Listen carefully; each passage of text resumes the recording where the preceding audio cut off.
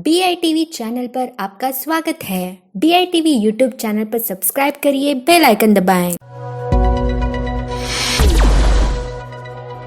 अपना एक sales experience बताना चाहूँगा। लास्ट ईयर 2020 में जनवरी महीने में मैं अपने ऑफिस में बैठा हुआ था, तो मेरे एक क्लाइंट ने मेरे को कॉल किया। मैं साल भर से उस क्लाइंट को फॉलो कर रहा था।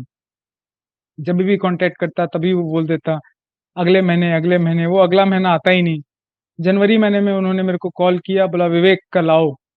मैं नेक्स्ट डे क्लाइंट के पास गया, तो क्लाइंट हालाँकि इंश्योरेंस के नाम से क्लाइंट चिढ़ता था, बहुत ज़्यादा चिढ़ता था। फिर क्लाइंट ने मेरे को बोला कि यार मुझे कुछ सस्ता वाला प्लान बताओ 8-10 लाख रुपए का। तो मैंने क्लाइंट को बोला कि सर 8-10 लाख का सस्ता प्लान लेके क्या करेंगे? 8-10 लाख में कुछ आता-जाता नहीं है। इससे बेटर है जब आपका इनकम टैक्स रिटर्न जब हायर हो जाए, जब आपको लगे कि आप बड़ा प्रीमियम दे सकें, तब आप मेरे को कॉल करिएगा, मैं आऊँगा आपके पास। तब थोड़े से वो रुष्ट हो गए थे और उसी दौरान उन्होंने चाय भी मँगाई थी, चाय भी आ गई। तो जब हम चाय पी रहे थे, तो उस दौरान ही मेरे को लगा कि उनसे मैं कुछ घरेलू बातें करूँ उनसे। तब मैंने उनको ऐसे ही पूछा कि सर आप साल का कितना क्या कमा लेते हो? तब उन्होंने बताया कि उनकी करीब-करीब 24 लाख की सैलरी है साल की, महीने का 2 लाख रुपया का उनकी सैलरी है। फिर मैंने उनको पूछा कि सर कुछ सवाल करना चाहता हूँ, चूँकि आपको इंश्योरेंस के प्रति इतनी रिक्वायरमेंट नहीं लग रही है। तब मैंने उनको पूछा कि सर आप केवल 3 लोगों का नाम मेरे को बता सकते हो, जो आप अगर नहीं हो, मैं भगवान से मनाता हूँ कि आप 100 साल जियो, लेकिन अगर आप नहीं हो, तो ऐसे 3 लोगों का आप नाम बता सकते हो जो आजीवन आपके परिवार का ध्यान रखें। कुछ देर उन्होंने सोचा, सोच के बोला यार एक भी नाम नहीं है, तो कुछ है ही नहीं, क्या नाम बताऊँ? लेकिन मैं जो जो मेरे को सैलरी मिलती है उसमें मैं 50% जमा करता हूँ, तो मेरे को लगता है कि उससे मेरी प वो मेरी परिवार की सिक्योरिटी है एक प्रकार से। तो मैंने उनसे फिर दूसरा क्वेश्चन पूछा। मैंने पूछा कि सर सपोज़ करिए कि आपकी कंपनी आपको 1 महीने के लिए इंडिया से बाहर भेज देती है, किसी जंगल में भेज देती है और आप अपने परिवार से संपर्क नहीं कर पाते हैं, परिवार आपसे संपर्क नहीं कर पाता है, तो आप अपनी वाइफ को खर्चा के लिए कितना रुपया देके जाओगे? तो बोला लगभग 1 लाख रुपए। मतलब सपोज़ करिए सर कि अगर आप 3 महीना के लिए गए और 3 महीने तक परिवार को नहीं कॉन्टैक्ट कर पाए, तो आप क्या करोगे?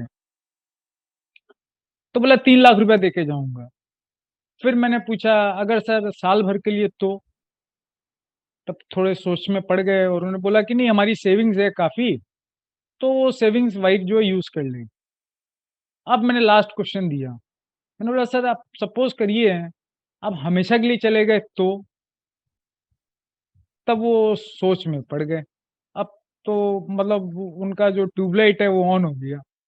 बोले यार उतना तो अरेंजमेंट नहीं है हमारे पास। हम बोले सर वो अरेंजमेंट मैं करके दूँगा। मैं एजेंट हूँ, मैं करके दूँगा। वो इंश्योरेंस कंपनी है जो आपका परिवार का ध्यान रखेगा।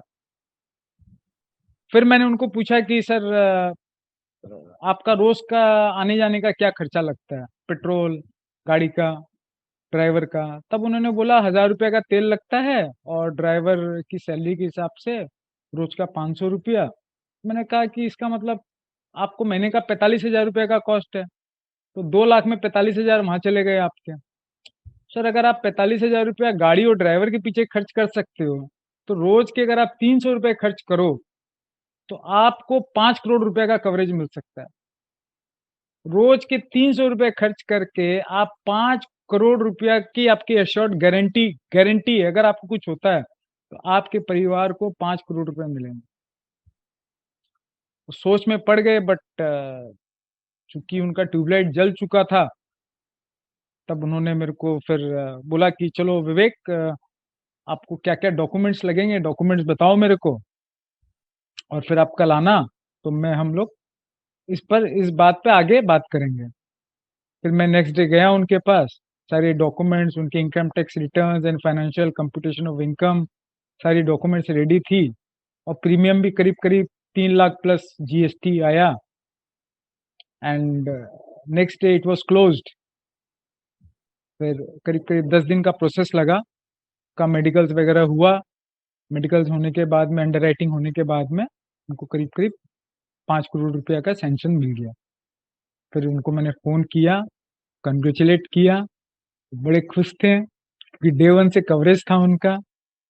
मतलब by spending ₹300 a day, he was covered by 5 crores. It's a very big amount, it's a very big amount. और वो भी पॉलिसी मैंने उनको MWP एक्ट में बेची, मैरिड वुमन प्रॉपर्टी एक्ट। तक चूंकि वो एक इतनी बड़ी कंपनी में जनरल मैनेजर फाइनेंस थे, अगर खुदा ना खास्ता उनके साथ कुछ गलत हो जाए, कुछ कंपनी उनके ऊपर कोई ऑब्लिगेशंस ला दे, तो मैंने उनकी वाइफ और बच्चों को पूरी तरीके से सिक्योर कर दिया था। He was very very happy and as on date उनके ब्रदर, उनके परिवार में जितने भी लोग हैं, सारे लोग मेरे क्लाइंट। ये मेरे लिए बहुत बड़ा एक्सपीरियंस, बहुत बड़ा।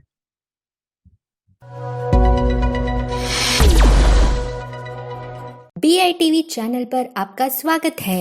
BITV यूट्यूब चैनल पर सब्सक्राइब करिए, बेल आइकन दबाएं।